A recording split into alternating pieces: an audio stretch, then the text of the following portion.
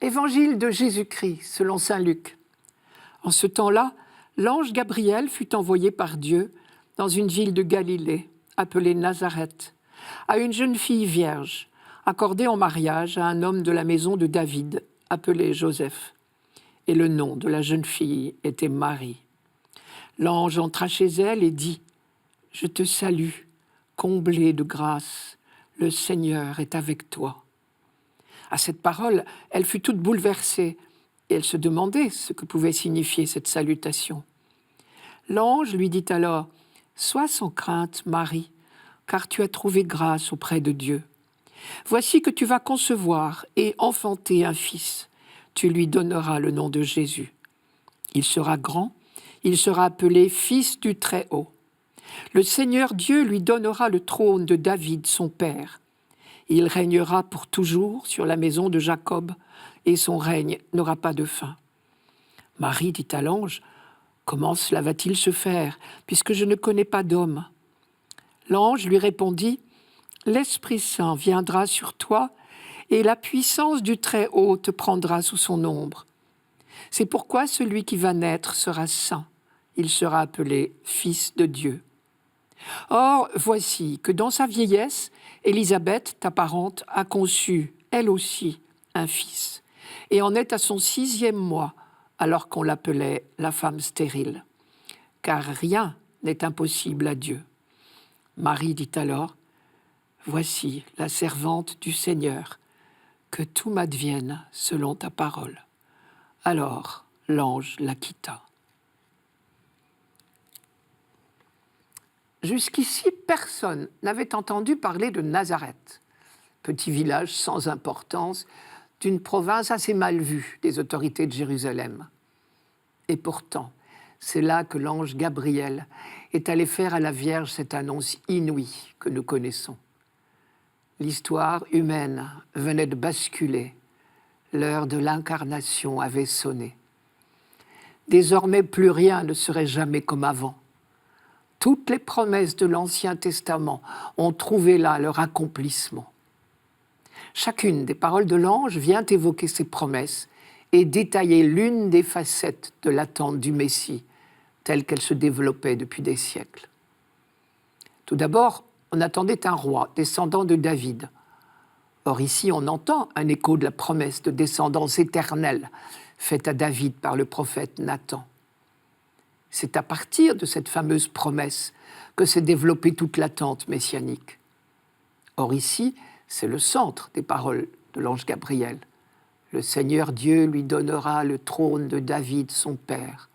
Il régnera pour toujours sur la maison de Jacob, et son règne n'aura pas de fin. Autre titre, il sera appelé Fils du Très-Haut. En langage biblique, cela veut dire roi, car chaque nouveau roi recevait le jour de son sacre le titre de Fils de Dieu. Marie a tout compris, mais elle se permet de rappeler à l'ange qu'elle est vierge, ce à quoi l'ange apporte la réponse que nous connaissons, mais qui elle aussi évoque d'autres promesses messianiques, tout en les dépassant infiniment. L'Esprit Saint viendra sur toi, et la puissance du Très-Haut te prendra sous son ombre. C'est pourquoi celui qui va naître sera saint. On savait que le Messie serait investi de la puissance de l'Esprit Saint pour accomplir sa mission de salut.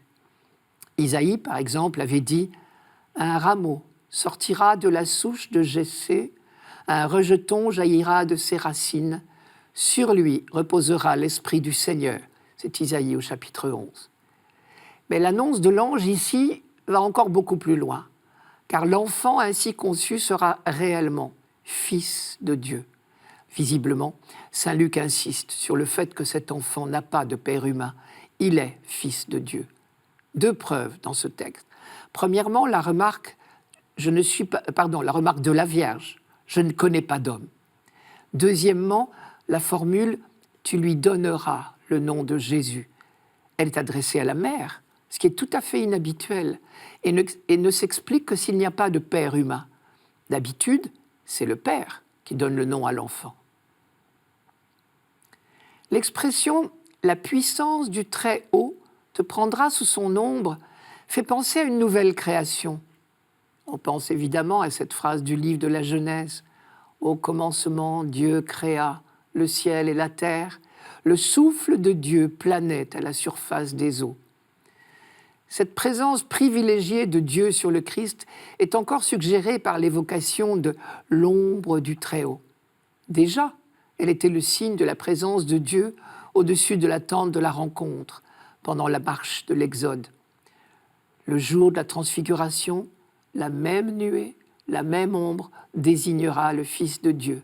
Celui-ci est mon Fils, celui que j'ai élu, écoutez-le. Face à toutes ces annonces de l'ange, la réponse de la Vierge est d'une simplicité extraordinaire. On peut dire qu'on a là un bel exemple d'obéissance de la foi, comme dit Paul, c'est-à-dire de confiance totale. Elle reprend le mot de tous les grands croyants depuis Abraham, « me voici ». Comme Samuel avait su dire « parle Seigneur, ton serviteur écoute », Marie répond tout simplement « voici la servante du Seigneur ». Le mot « servante » n'évoque pas ici la servilité, mais la libre disponibilité au projet de Dieu. Il suffit de dire « oui », car rien n'est impossible à Dieu. Et grâce à ce « oui » de la jeune fille de Nazareth, le Verbe s'est fait chair et il a habité parmi nous, comme dit saint Jean. On entend ici résonner la lumineuse promesse de Sophonie. « Crie de joie, fille de Sion, pousse des acclamations, Israël, réjouis-toi, ris de tout ton cœur, fille de Jérusalem, le roi d'Israël, le Seigneur lui-même est dans ton sein. » Mais tout est encore plus beau que ce que l'on avait pu imaginer. Marie n'aura pas trop de toute sa vie, sûrement, pour méditer toutes ces choses dans son cœur.